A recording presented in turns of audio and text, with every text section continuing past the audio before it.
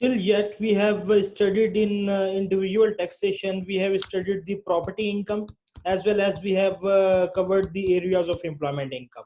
Uh, Now we are going to start income tax for third and fourth head of income for an individual. Now, what exactly are third and fourth head of income for an individual? The interest income and the dividend income. So our today's discussion is about the tax implications of interest which an individual received in a fiscal year, and any dividend income which an individual received in a fiscal year.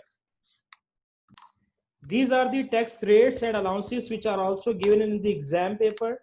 And now let's discuss about the interest income. Keep remember, interest income is any income received from investments in bank, loan notes, debentures, or building society interest account. Second point, building society is a special account whereby a city government acquire loan for the development of city. And if you have actually invested in that specific account, so you will get interest income from building society interest account.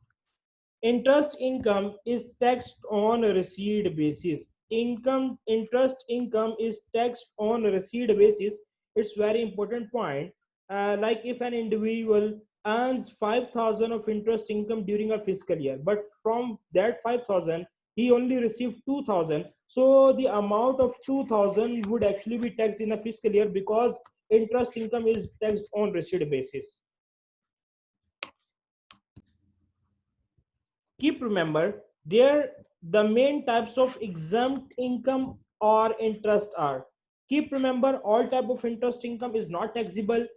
Some of interest income from some resources would be exempt, and the following interest income are exempt from taxation.